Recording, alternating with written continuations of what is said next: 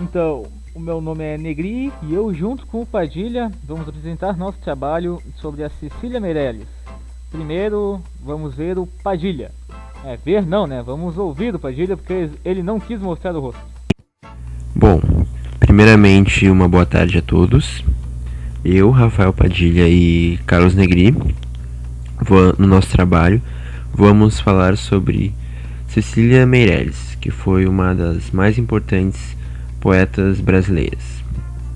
Então, vou começar falando sobre a história dela e em seguida o Carlos Negri vai explicar as características das suas obras.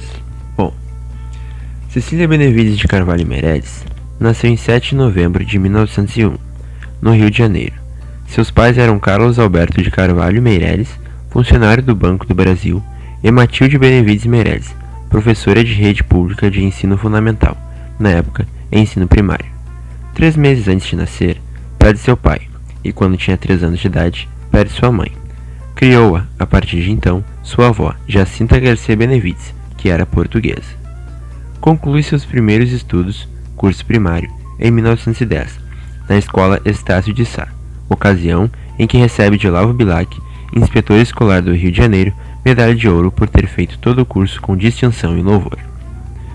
Nessa época, a garota já demonstrava paixão por livros, chegando a escrever seus primeiros versos, e também demonstrava interesse pela música.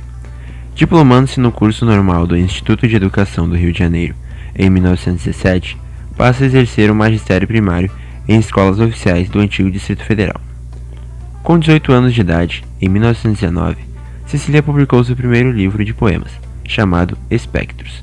Apresentando 17 sonetos escritos, o livro continha poemas sobre temas históricos, lendários, mitológicos e religiosos, tendo personagens como Cleópatra, Maria Antonieta, Sansão e Dalila, retratados sobre influência simbologista na musicalidade e melancolia, indo na contramão do que estava sendo publicado na época. Seguiram-se também as obras Nunca Mais e Poema dos Poemas, em 1923, e Baladas para El Rei, em 1925. Casa-se em 1922 com o pintor, desenhista, ilustrador e artista plástico português Fernando Corrêa Dias, com quem teve 3 filhas, Maria Elvira, Maria Matilde e Maria Fernanda. Além disso, a união com Corrêa Dias proporcionou à escritora um contato com o movimento poético em Portugal no início do século XX, do qual Fernando Pessoa fez parte, e uma parceria na ilustração de sua obra. Porém, o casamento com o ilustrador não foi fácil. O casal passou por grandes dificuldades financeiras e o preconceito da época prejudicou o artista plástico e a professora. Após alguns anos, em 1935, vítima da depressão, Corrêa Dias acaba se suicidando. Cecília, na área da educação, não ficou restrita às salas de aula. Isso porque, de 1930 a 1931, Cecília trabalhou como jornalista no Diário de Notícias, contribuindo com textos sobre problemas da educação. Em 1934, organiza a primeira biblioteca infantil do Rio de Janeiro, ao dirigir o centro infantil, que funcionou durante 4 anos no antigo pavilhão Mourisco, no bairro de Botafogo. De 1935 a 1938, ela foi professora de literatura luso-brasileira e de técnica e crítica literária na Universidade do Distrito Federal, que era na época no Rio de Janeiro. Cecília casa-se em 1940 com o professor e engenheiro agrônomo Heitor Vinícius da Silveira Grilo. No mesmo ano, ela deu um curso de literatura e cultura brasileira à Universidade do Texas, em Austin, Estados Unidos. Ao longo da década, ela viaja pela América, passando pelo México e Chile, e também visitando, em 1944, o Uruguai e a Argentina, e publica uma obra em Boston, em 1945. Em 1951, viaja à França, Bélgica, Holanda e Açores, e aposenta-se como diretora de escola, porém continua a trabalhar como produtora e redatora de programas culturais na Rádio Ministério da Educação, no Rio de Janeiro. Em 1953, viaja à Índia, a convite do primeiro-ministro, e participa de um congresso sobre Gandhi, em Goa. Em Nova Delhi, recebe das mãos do presidente um título, chamado Dr. Honoris Causa, por suas traduções da obra Rabindranath Tagore.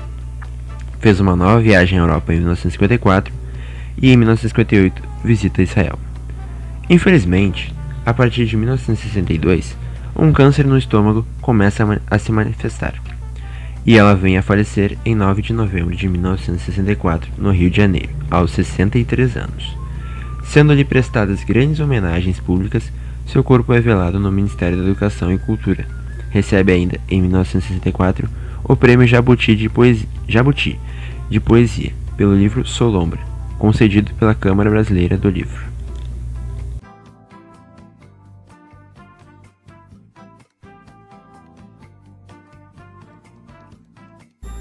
Cecília Meirelles nunca esteve filiada a nenhum movimento literário. Sua poesia, de modo geral, filia-se às tradições da lírica luso-brasileira. Apesar disso, suas publicações iniciais evidenciam certa inclinação pelo simbolismo. Reúnem religiosidade, desespero e individualismo. Há misticismo no campo da solidão, mas existe a consciência de seus dons e seu destino. Também é comum o uso frequente de elementos como o vento, a água, o mar, o ar, o tempo, o espaço, a solidão e a música, confirmando a inclinação à neossimbolidade. Somente com o livro Viagem, escrito em 1939, que Cecília Meirelles ingressa no espírito poético da escola modernista. A poetisa foi cuidadosa com a seleção vocabular e teve forte inclinação para a musicalidade, para o verso curto e para paralelismos. No campo da poesia reflexiva, Cecília Meirelles cultivou uma poesia de fundo filosófico, que abordou temas como a transitoriedade da vida, o tempo, o amor, o infinito e a natureza. Na poesia histórica, a sua obra máxima foi o poema épico-lírico Romanceiro da Inconfidência. Atrás de portas fechadas, à luz de velas acesas, entre signo e espionagem acontecem confidências. E diz o vigário ao poeta: escreva-me aquela letra do versinho de Virgílio, e dá-lhe o papel e a pena. E diz o poeta ao vigário, com dramática prudência: tenha meus dedos cortados antes que tal verso escreva. Liberdade ainda que tarde. Alguns de seus poemas. Retrato. Eu não tinha este rosto de hoje, assim calmo, assim triste, assim magro, nem estes olhos tão vazios, nem o lábio amargo. Eu não tinha essas mãos sem força, tão paradas e frias e mortas. Eu não tinha este coração que nem se mostra. Eu não dei por esta mudança, tão simples, tão certa, tão fácil. Em que espelho ficou perdida a minha face? Motivo. Eu canto porque o instante existe, e a minha vida está completa. Não sou alegre nem sou triste, sou poeta.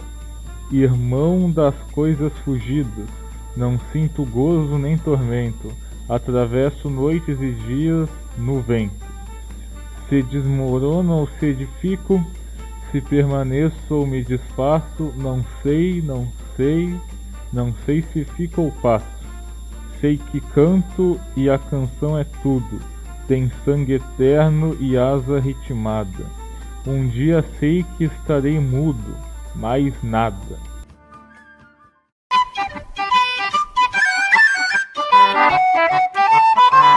It's the dream.